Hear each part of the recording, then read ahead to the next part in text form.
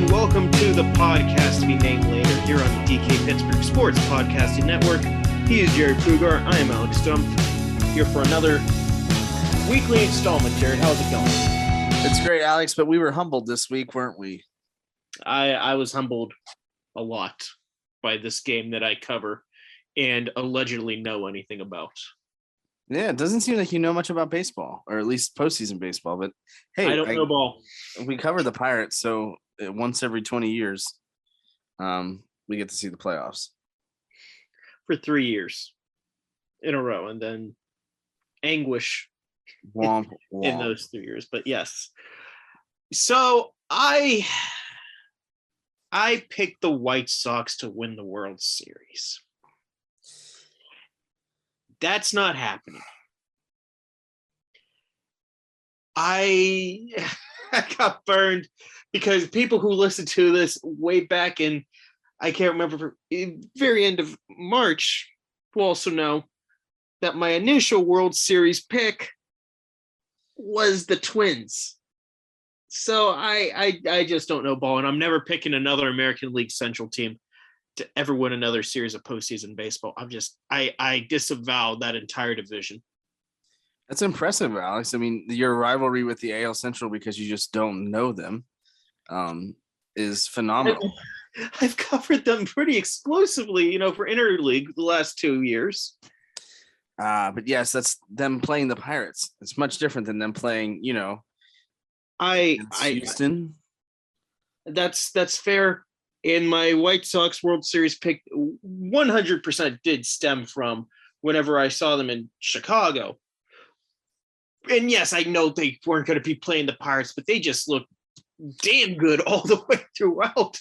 That's like, yeah, this team, Craig Kimbrell, Liam Hendricks, you're not going to score any runs on that bullpen. Well, guess what, Alex, you stupid jerk. They go and they give up, 5 runs in game 2? Game 4, they just got absolutely shellacked. It was bad.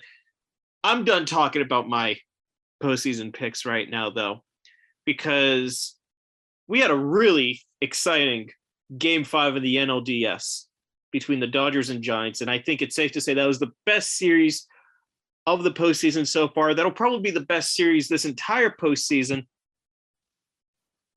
It's whack that those two teams had to go up against each other so soon.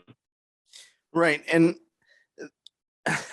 only 23 teams in the history of Major League Baseball have won 106 regular season games. Those two faced off in the DS, in the NLDS, which is wild. Obviously, the Dodgers had to win their way wild card. Then they get to the next round in advance, and that's kind of the crazy thing about the Major League Baseball playoff system, because if you remember back a couple of years ago when the Pirates in the NL Central were almost they had the 3 best records in the league, and the 98 win team had to play the 97 win team just to get to the next round of the playoffs in a 1-game series. The CBA is expiring. Do you expect there to be some changes to the playoffs? The changes they want to the playoffs, like the owners have floated for a while, the 7 teams for each, so 14. And, you get to pick who you play in a series. And I don't think that last one's going to happen. I don't think there's going to be an expanded postseason either. Not saying I have inside information of how, the conversations between Tony Clark and Rob Manfred are going right at this very second. I just don't see the players yielding on that. And I feel like that's an issue they could probably win on. Losing battle maybe in the long run, but for right now, I think they keep the 5 team. The only change I would personally like to see is changing seedings, how you determine seeds, because it is ridiculous that a team could. How many games did Atlanta win this year? 86? Somewhere around there, yeah. Thereabouts. They got an automatic trip to the divisional series, while the 106-win Dodgers had to duke it out. Like, that's just wrong. I don't like that. The way I would do it is if you win the division, yes, you get a chance at a playoff. You automatically are in the playoffs, but then the seeding is based off of record. So the Dodgers with 106 wins would be the number 2 seed, and the Atlanta and the Cardinals would have had to duke it out in the quote unquote wild card game. Right there. It's ridiculous that the league rewards geographical location for seeding, in my opinion. Yeah, and the Pirates are in the central of the National League, and they're not really centralized at all, to be honest with you. But I mean, and they're further east than Atlanta is. Yeah, right. Or Cobb County. I'm sorry. That's right. You got to respect the Cobb County Braves, and I mean, I think, if you look at an extended or expanded playoffs, it means more money for the league. It means more revenue for the owners, more games for the players, which is the trade-off there. So I don't know that. I mean, if that, I don't know how I would expand it. The trade-off for that, though, is a division title is inherently worth less. Because you're not fighting for 5 playoff spots, you're playing for 7. Why would you go out and sign that free agent? Why would you go and try to make that big trade at the deadline? Let's just go back to American League pennant, National League pennant, best records. Go back to the World Series. But I think they should reseed, but I would reseed after the wild card game. Obviously, I think you do have to put a little bit of stock into winning the division, no matter how bad that division might be. I mean, the NL East was a tire fire for most of the year, and there are some divisions that are better than others. But I think what I would do is I would reseed after every round, and if you reseed after every round, I think that's fair, because then you reseed after, let's say the Dodgers get there. Then, hey, guess what? The Braves are at the bottom. They're the 4 seed, right? Then they get to play San Francisco, and it just changes things. And I think, you want to have a little bit of balance, but I mean, obviously with the wild card, it makes it difficult because you're the next 2 best teams. And the wild card, I like the one, as much as I think I go back and forth on this pretty much every day. I like the 1-game playoff because I like the drama and I like the excitement of it. It's good theater. It's good baseball. It's do or die. It's everything out there for 27 outs. And I think that's what's really cool about that. So I wouldn't change that, but I would reseed after the wild card round and then finally figure that out. Hey, we're going to take a break right now.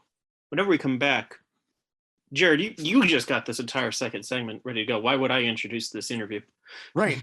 Take a step back, Alex. I got this from here. I sat down with Jon Mozes, Director of Communications and Broadcasting with the Altoona Curve, and we discussed quite a bit of things, and you'll catch up what we talked about here right after this break on the Pirates podcast to be named later on the DK Pittsburgh Sports Podcasting Network.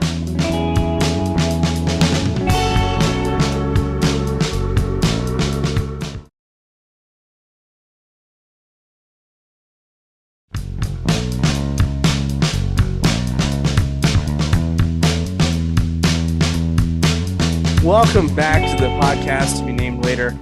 This is your host, Jarrod Prugar, and I'm with Jon Mozes, Director of Communications and Broadcasting for the Altoona Curve.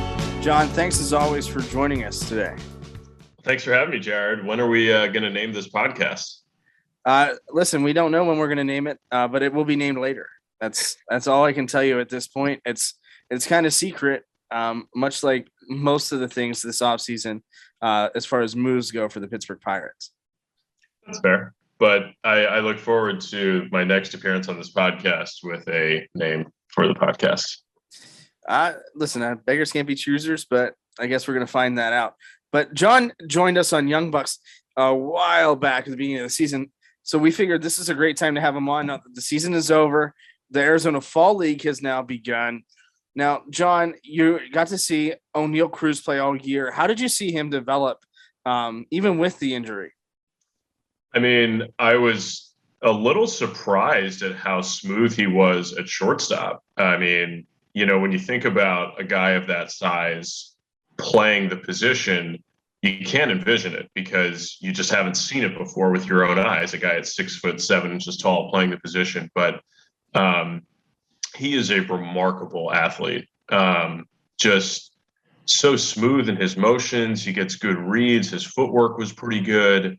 And he's obviously got an outstanding arm, which, I think we saw more of early in the year because, some of the routine play was a little, was something he had to work on early in the year. The ball that was sort of hit right at him or one step to his right or to his left where he, that's sort of like game speed that general manager Ben Sherrington alluded to at some point early in the year on his radio show about how, the plays that you make at game speed, it takes some time to sort of get back into that rhythm. And I definitely observed that with O'Neal this year.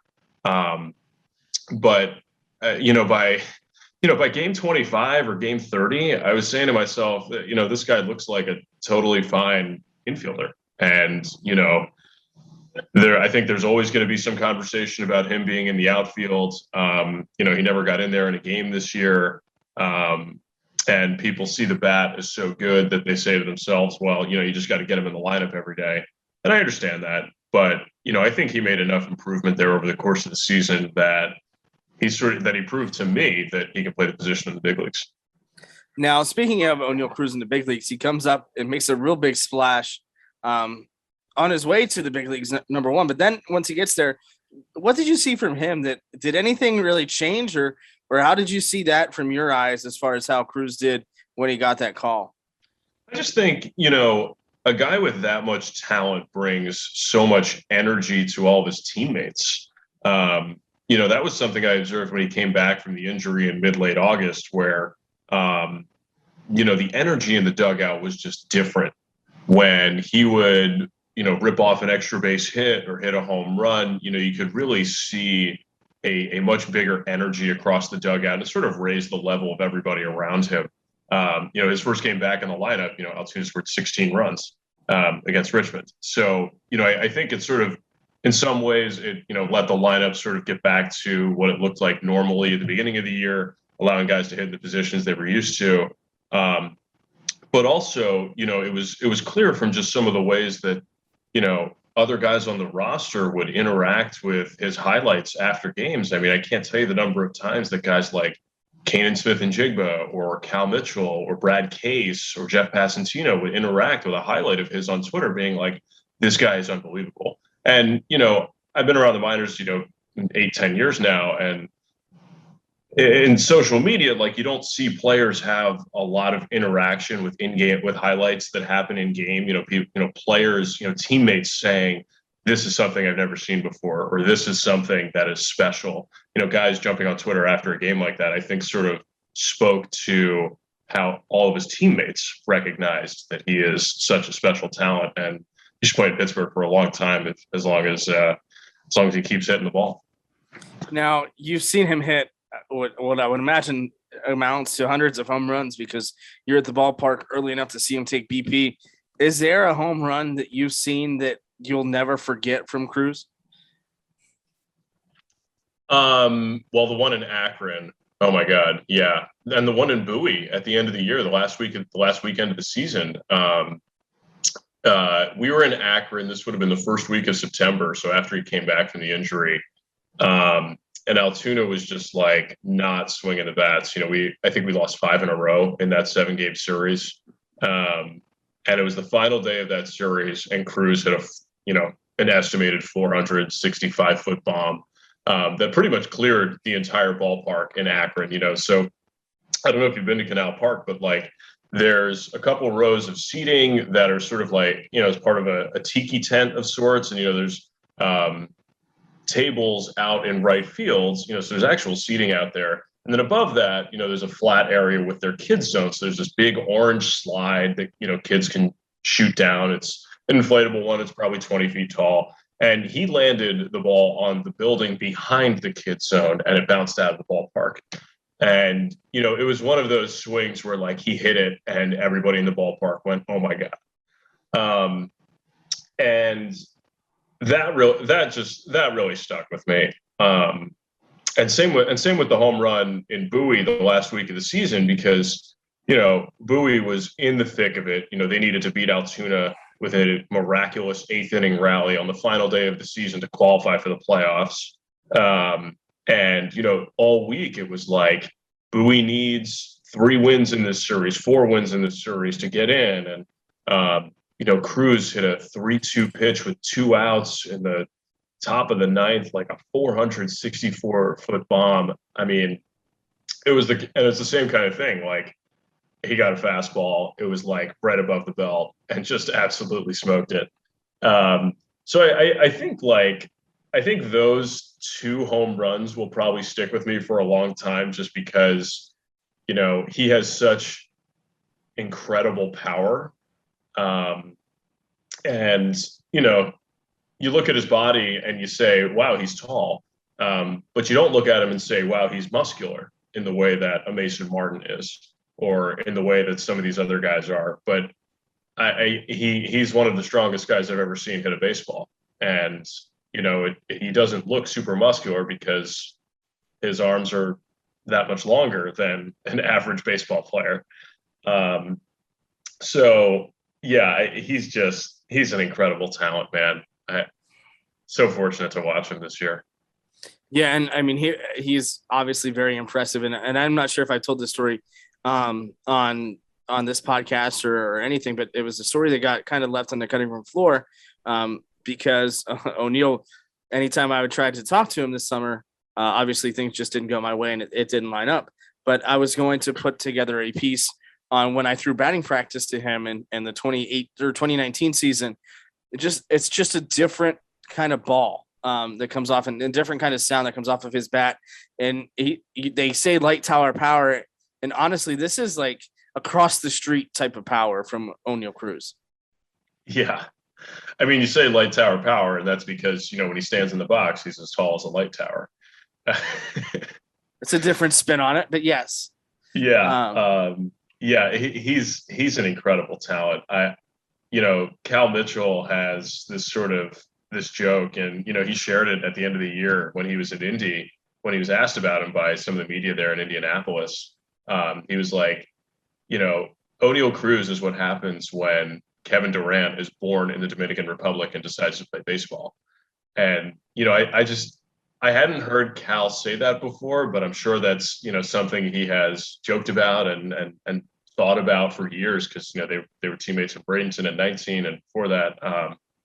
But like, he said that, and it was like really impactful to me. I was like, he really is such a specimen of such a physical specimen that, like, he could be playing basketball and he would probably be, if he were born in Florida and, he was playing basketball at age 9, 10, 11 years old, he'd probably be playing Division I basketball, right? Like, he might be an NBA player at 6'7" tall, right? He's just an incredible athlete. No, and he wasn't even the only Cruz on this team. Omar Cruz, I thought, had a very good year for the Curve as well. For sure. And, I really respect that transition there, Jared. That was some big league stuff. We're on cruise control. And it's funny that we talk about Omar now because, his stature is so different from O'Neill, right? Like, Omar Cruz is listed, I think, 6 foot tall, but, he's barely 6 foot tall, if he is 6 foot tall. And, he's a guy that sort of got better and better as the year went on and just sort of grew into one of the most consistent arms in the Altoona rotation down the stretch of the year.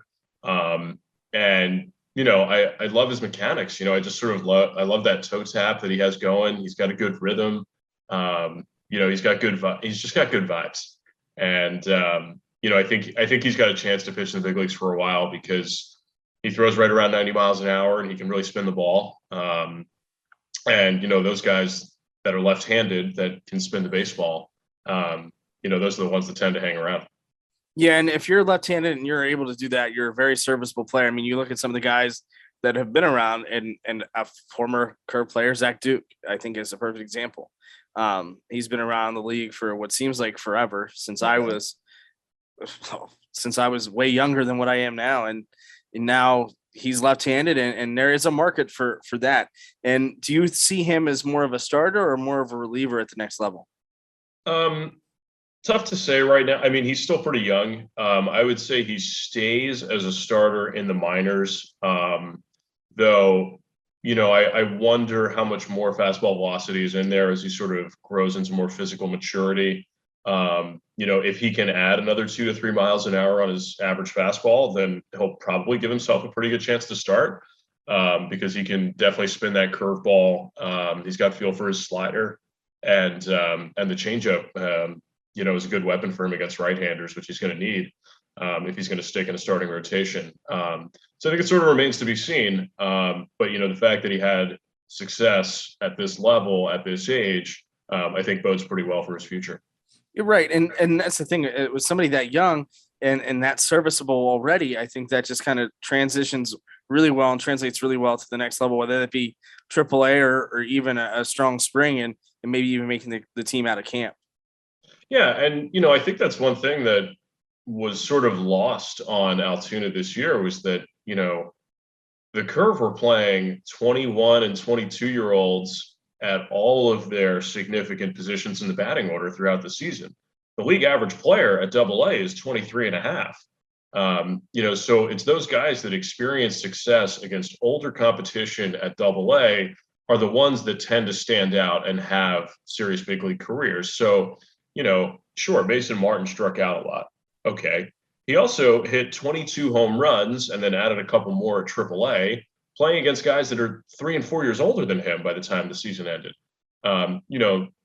Same with O'Neal Cruz and Rodolfo Castro, right? Like Castro was hitting, I think, 300 with like a 350 on base percentage when he went up to the taxi squad and then eventually the active roster after the Adam Frazier trade in 70 some odd games at AA, playing against guys that were 3 years older than him. So I think that is something that we need to remind ourselves about, that like guys that experience success against older competition at the upper levels of the minors tend to have pretty good big league careers in front of them. No, and that's a really good point because we don't really think about it like that. We don't really kind of look at their AA success and the quality of the competition or even the competition that they're facing at AA because it's the minors. We don't think that really, in the grand scheme of things matters, but it does. It matters a real awful lot.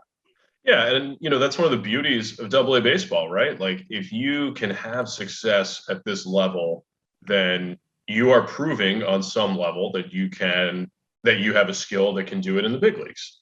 That's one reason that I've been so fortunate, that I've been so happy to be at AA for 6 or 7 years now, is that every player that an organization feels good about or thinks that has this potential to play in the big leagues, they've got to prove it at AA a little bit. And I could run down a list of guys that have hit 300 and above at AA, and if I throw you 25 names, 20 of them play in the big leagues. And some of them are stars, guys like Bo Bichette and Vlad Jr. and Aaron Judge and Gary Sanchez, right? Like, the guys that can do it at AA usually are the guys that end up with big league careers. And that's, who is, because we talked about Martin, we talked about Castro, and were you surprised by kind of their performances when they went to AAA? I know obviously for Castro, it was the first time he's been there all year, and same thing and that's even with playing the majors. Were you surprised by the way that they performed at AAA? A little bit, actually. I knew it was obvious. It was always obvious from Game 5 on that those are talented guys and that they had the ability to do it. I think the reason I was surprised is that it felt like the last 2 or 3 weeks of the AA season that we were seeing a little bit of fatigue. Certainly felt that way when it came to Castro, because obviously he was in big league camp, which starts late February this year.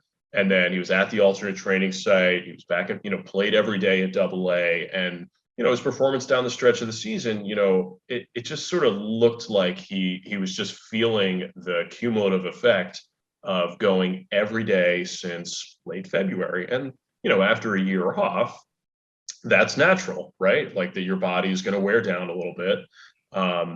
But I think that's why I felt a little surprised. It's not that I didn't think that those guys wouldn't have success there. I very much believe that guys like Castro and Martin and Mitchell, like they're going to play in the big leagues for a long time. But, it was very encouraging to see them go and experience success against much older competition at that point in the season when their body was worn down. Now, what is the biggest difference to kind of just in general between AA and AAA? Because obviously there's a letter, but it's a little bit more than just that, right? It's a little like they say that they're starting to pitch now. The pitchers aren't just throwers in AA, but what's that difference? What's that step up from AA to AAA? My understanding of it is the command of secondary pitches is significantly better. At AA, if you can land your breaking ball on either side of the plate, you're probably going to have some success, assuming you can manipulate it to throw it out of the zone and then, still throw your fastball for strikes. But from a hitting perspective, once you see a guy second and third and fourth time at AA, and if they're only landing their breaking ball on, say, either the inner half or the outer half against you, you can sort of get ready for that. But I think, guys at AAA can land their secondary stuff more often to both sides of the plate and to different quadrants of the strike zone. And, that's an adjustment in its own right. And I think there's a lot more thinking along that hitters have to do with pitchers. So I would say that's sort of been my observation of what I've been told, when I ask executives or scouts about that kind of thing. From a pitching perspective, it's probably a little bit different because you've got, hitters that have smaller zones that you can take advantage of. So you have to be, more fine with your command. You have to control the baseball better. And, you have to be able to read your opponent's swings better in order to have more success at AAA. So, looking back on this season, who was the prospect that kind of really took you, like surprised you and really came out of the woodwork this year? There's two names that came to mind when you asked me that question. Ji-hwan Bae is definitely one of them. We only saw him play second base all year, but from what I understand, he is an outstanding shortstop as well. And, a guy that can play both middle infield spots and run the way he can, that's a pretty good profile to start with. And then it felt like he started to grow into a little more power this year. And that's going to be key for him. If he's going to be a guy that you can rely on for occasional doubles and triples and occasional home runs, in addition to the elite level speed, that's going to let him hang around for quite a while. And, the fact that he can play some center field also is going to make him highly valuable to any team that can keep him on the 40-man roster, because he can play three premium positions, two of them pretty well at second base and short. And then, as he gains more experience in center field, the fact that he can run, I think, gives him a pretty good chance to be a pretty good center fielder also. And if he, continues to hit for power, that's going to be a really good sign for him. The other guy who just blew me away this year was Matt Frazier. We had a very good outfield all season long in Altoona. But when Matt showed up and was hitting for power and was playing a plus center field, I was pretty caught by that. And, Frazier's a guy that, even though he's going to be a little bit older, I think he's going to be 24 at the start of next season, or, turning 24 at some point during the year next year. That's a guy who's going to play in the big leagues for a while because he can hit for power and he can play center field. And, that's a really good combination for a player. Bae was always intriguing to me because of obviously the middle infield aspect. He was predominantly a shortstop, but anytime that you can play shortstop and play second base, it's good. Now, he was a guy that ended up getting hurt early in the season. And then when he came back was when he found that power stroke. And I think that was the game changer for the rest of the year for him.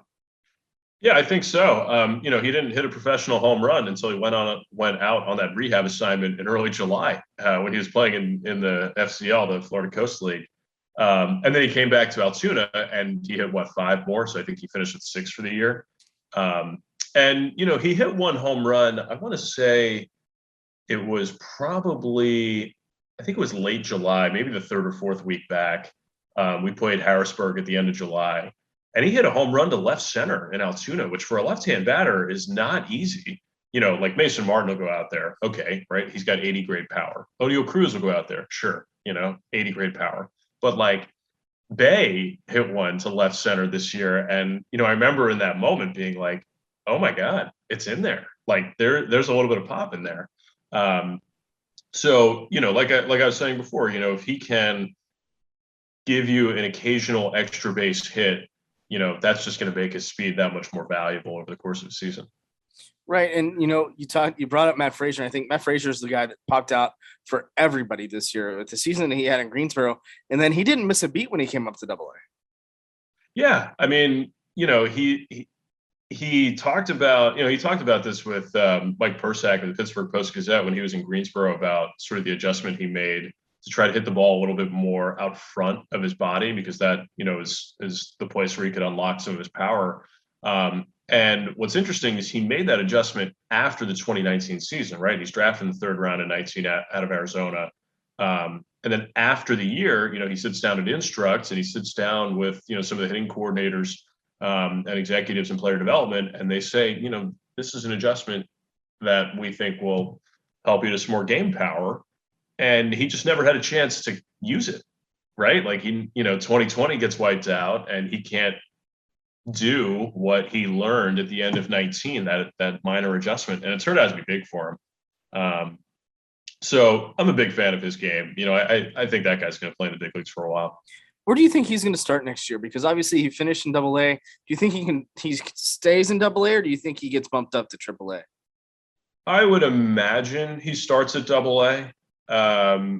He played something like 40 games, maybe just under 40 games. So I would imagine that unless he has an absolutely bananas spring training and, looks incredible, I would think there's a pretty good chance he opens at Double-A next year. Now, one last thing before I let you go here. Who is kind of the guy that, you expect more from next year that you think kind of is on the cusp of that breakout, but really could take the next step this year, or this year coming up, I should say? Boy, you leave the good questions for the end, huh? Save the best for last. That's what they tell me. And this is not to slight what he did in 2021, but it feels like there is much more production to come from Kanan Smith-Njigba. He had almost a 400 on base percentage for Altoona this year in about 70 games. He had a leg injury here, leg injury there. But I would say that there's more production in that bat. There is more power that we didn't really see in game this year. He hit 6, maybe 7 home runs. And, I think that since he has probably the best strike zone discipline of any player I saw at Double-A this year, I think that there's a pretty good chance that he takes that step from knowing the strike zone so well to knowing when a hittable pitch is coming and taking advantage of that, because he has such a good idea of what the strike zone is and where he does the most damage. I just feel like he needs a little bit more repetition, right? That he just needs more games. And, I think the Pirates recognized that with his injury this year by, sending him to AAA for the final stretch. And now he's in Arizona doing fall league. He just started today. He just needs more repetition, but I really feel like there's more average and a little bit more power in Kanan Smith-Njigba that we haven't seen yet. I think he's one of the most underrated guys in the trade with the Yankees to get Tyon, or to send Tyon there and to get the package they got there and or got in Pittsburgh for that. And you're right. I think he does need those repetitions. I think he needs to stay a little bit more healthy. But I think he could really start to turn some heads with a good offseason, a healthy offseason, and even with his performance in the fall league. Yeah, I mean, I think that's key for him, right? To have a healthy offseason where he can continue to build his body. He's 22 also, and he's a guy with a pretty good head on his shoulders. He's very well spoken. He is very interested in the information. He puts in the work, from what I understand, off the field in terms of preparation. And if he can tighten up his body a little bit and grow into a little bit more power, then he's just another guy who's got a skill that's going to keep him in the big leagues for a while, because he has such a good idea of the strike zone and how to take advantage of it. No, and I think that's probably one of the most important tools that you could ever have in the game of baseball, no matter what level, and that's going to play at every level as well. A guy that I thought was fun to watch this year was Trey McGough, a Johnstown native. He was the first local guy to really suit up for the Curve, but he was one of the most consistent pitchers on the mound for the Curve this year. Oh my God, yeah. I mean, he's the Altoona Curve pitcher of the year for a reason. And his first start in Richmond, you sort of had to squint a little bit to see what it was and who he was as a pitcher. And then his second start was his first one at home, and he just didn't throw a lot of strikes. And I was like, I'm not really that sure yet. And then I think it was his third or his fourth start where it was his third start, right? His very next one, where he threw something like 50 of his first 58 pitches for strikes. And I was like, he's going to throw a lot of strikes. And then you look at it a little bit closer and you see it's a pretty good breaking ball, and he throws 91 to 93. And the slider's pretty good. He's got feel for the changeup. He knows how to pitch. He's going to be around for a while. He's a good player. Really enjoyed having Trey this year. And goes back to a little bit like what we were talking about with Omar Cruz. Those guys that throw at least 90 miles an hour, they're left-handed, they throw some strikes, and they can spin the ball.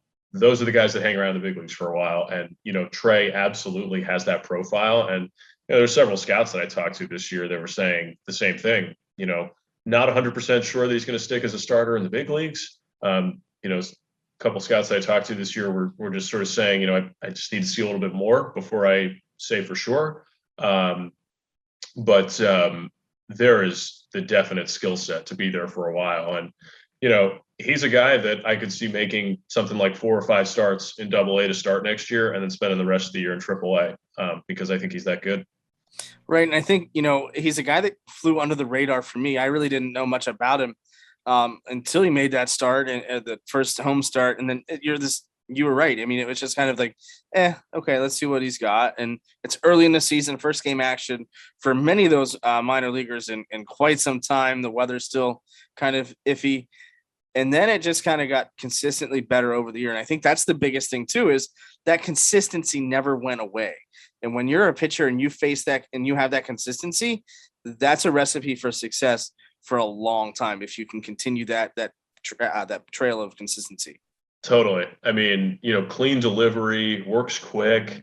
There's a lot to like when it comes to Trey.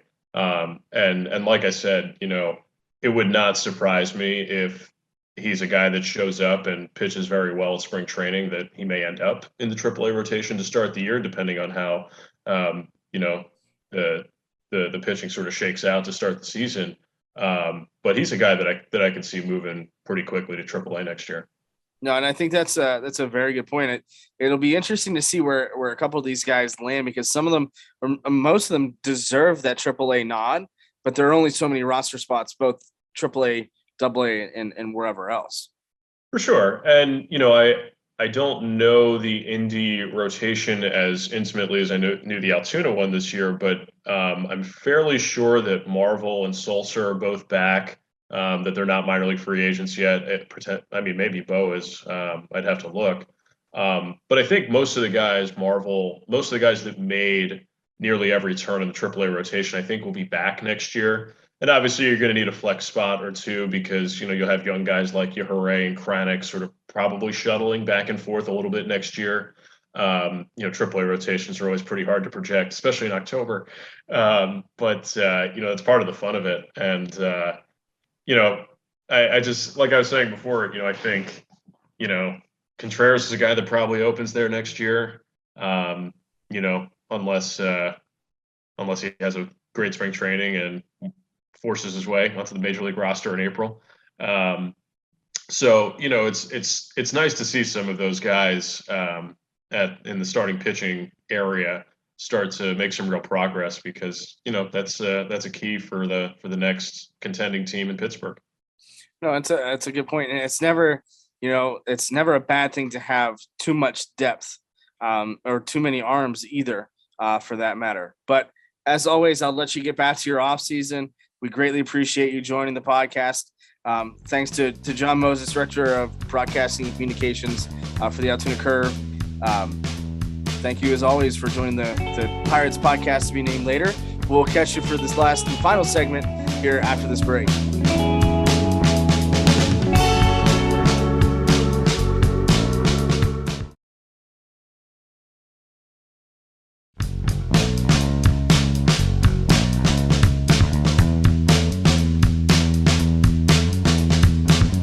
Welcome back to the Pirates podcast to be named later. We thank Jon Mozes, as always, for being a great friend of the program and for joining us in the off season. Alex, it's time for the third segment, Free for All. You can go, since I started this segment. Thanks. I like these, longer interviews that you do. It makes my life a lot easier. I'm not saying that I don't enjoy doing this, but I could put my feet up. I could, crack a beer. That's actually how we did this whole show. We did the segment, and then I, patiently waited for the 30 minutes. Jon was on, the call the entire time, ready to go. That's how it actually works. Not you did that beforehand and then you spliced it in there. But yeah, and there's nothing I like more than watching Alex drink while I do all of my stuff. And really just kind of take that weight off of his shoulders. I know he's got a lot of hair, and that's a lot of weight to hold him down. But the biggest thing with that is it's my job. I'm here to take the burden off of people. I lessen the burden on pretty much anybody and everybody that I can around the site and especially on our beat with the Pirates. I take up the minor league system. I take up pretty much whatever Alex doesn't want to do. He tells me, hey, I don't want to do this. I then have to do it. Is that actually how this arrangement could go? No. No, you're not getting any ideas from me, Alex. I should not have suggested that. I need you to write 2,000 words on Yoshi Tsutsugo's future in Major League Baseball. I will give you a play-by-play of racing Mario Kart as Yoshi. Are you gonna? Do you have a Switch? I do not have a Switch. I don't have any game. The last gaming system I have is an Xbox 360. Okay. See, I was gonna say the Switch is getting the N64 games. It's like that's what we should do. We could actually race on Mario Kart 64. I think that's a great idea. My birthday is you don't coming have up a Switch though. I can always get one. It's not hard. Come on, Alex. Spoken like someone who's never. Yeah, you haven't been keeping up with Nintendo. There have been times whenever it's easier to get like a kidney than a Switch. Well, you never know when you're going to need one of those either. But I think that's a really good idea for the offseason. Maybe that would be the third segment is who beats who in Mario Kart 64. People just look at us playing Mario Kart 64. And this will turn into a video podcast. We'll talk Pirates baseball while we race. We'll have to clear it with the FCC because I'm pretty sure there will be some foul language in there that will not be appropriate for minors. No, it's me playing Mario Kart. It's going to be a hard NC-17. And if you want to listen to that hard NC-17 podcast, be sure to subscribe wherever you find podcasts like this one, like every other one that we have here on the DK Pittsburgh Sports Podcasting Network. Any last words, Jarrod? I'm going to go out and get a Switch as soon as I can, just so I can beat in Mario Kart. Yes, I'm ready for this. I'm all about this. Let's do this. For Jarrod Prugar, I'm Alex Stumpf. Thank you so much for listening. We'll talk again next week.